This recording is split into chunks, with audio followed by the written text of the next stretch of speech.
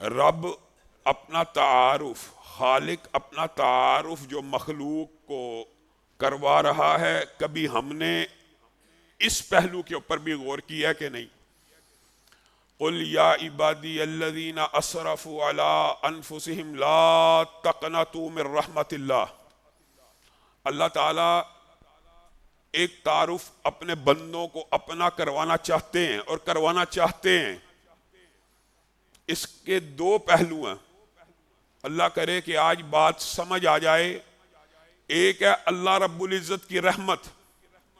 اللہ تعالیٰ نے قرآن پاک کی ابتدا پہلا صفحہ کھلتے ساتھ جو پہلا تعارف اپنا کروایا، پہلا تعارف بندوں کو سمجھانے کے لیے،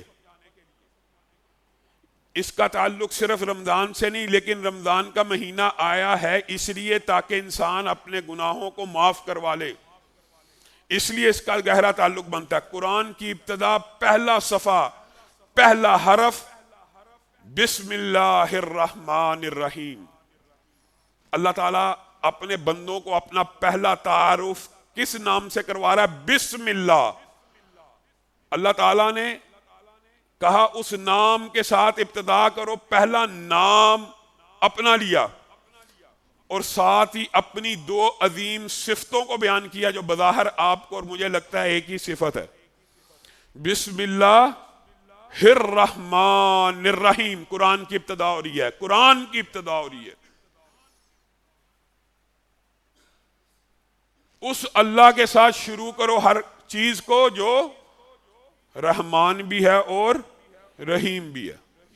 اے اللہ، پہلی ہی سطر میں آپ نے اپنا جو پہلی صفت بیان کی، نہ جبار کی، نہ قہار کی، نہ پکڑنے والے کی، نہ حساب لینے والے کی، پہلی صفت یہ بیان کی کہ بندوں کو سمجھ آ جائے رحمان بھی ہے۔ اور اگلی پہلی سطر کے بعد اگلی آیت کے اوپر غور کرے، الحمدللہ رب العالمین الرحمن الرحیم۔ دو سطروں میں 4 دفعہ اللہ رب العزت نے رحمان اور رحیم کا ذکر کر کے پوری دنیا کی انسانیت کو یہ بات سمجھا دی کہ اللہ کے نام سے شروع کرو، اللہ رحمان ہے اور رحیم ہے۔ اللہ رب العالمین کی حمد کو بیان کرو، اس کی تعریف بیان کرو، کیوں؟ وہ رحمان ہے اور رحیم ہے۔ قرآن میں جہنم کے واقعات ہیں، قرآن میں عذابوں کے تذکرے ہیں، قرآن میں گرفت اور اعمال کا احتساب ہے، اور اللہ تعالیٰ نے بڑے سخت قسم کے کیمرے لگائے ہیں، لیکن قرآن کی ابتدا ان باتوں سے نہیں ہو رہی۔ قرآن کی ابتدا ان باتوں سے ہو رہی ہے 2 سطروں میں کہ اللہ رحمان بھی ہے اور رحیم بھی ہے۔ اور آج عام لوگوں نے بھی اس بات کو سمجھ کے جانا ہے، رحمان ایک ایسی ڈائی ہے جس میں خاص وزن پایا جاتا ہے، اور الرحیم ایک ایسی ڈائی ہے جس میں خاص وزن پایا جاتا ہے۔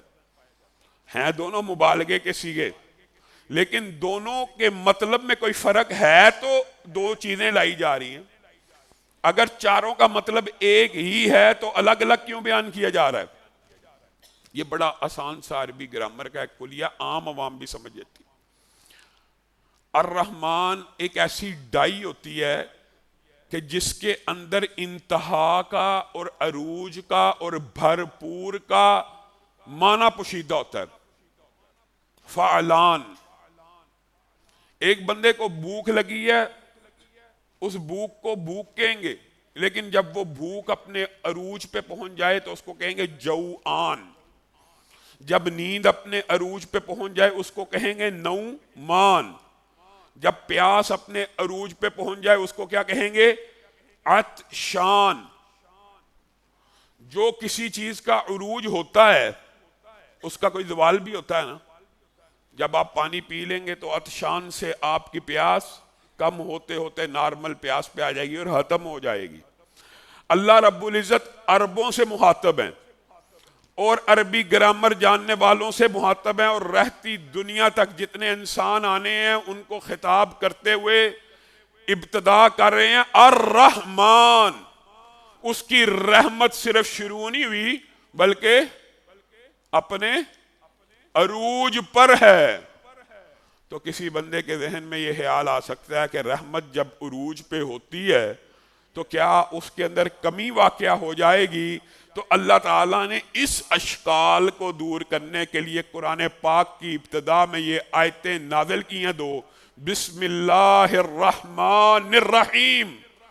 کوئی بندہ یہ نہ سوچے کہ اس کی رحمت عروج پہ پہنچ گئی ہے اب اس میں کمی ہے، وہ صرف رحمان نہیں بلکہ رحیم ہے، اور رحیم کی ڈائی کا مطلب یہ ہے، یہ بھی عربی کا ایک وزن ہے، اور اس وزن کا مفہوم یہ ہوتا ہے کہ اس کے اندر جو صفت بیان کی جائے اس کے اندر کمی واقعہ وہ مستقل ہوتی ہے، وہ کنٹینیوس ٹینس آپ نے سنے ہوں گے، یہ کنٹینیو ہے۔ اللہ رحمان ہے، اس کی رحمت اپنے عروج پہ ہے، لیکن صرف رحمان نہیں ہے بلکہ الرحیم ہے، وہ رحمت کبھی بھی گرنے والی نہیں، ہمیشہ ہے، دائمی ہے، مستقل ہے، قیامت تک نہیں، قیامت کے بعد تک جاری رہے گی۔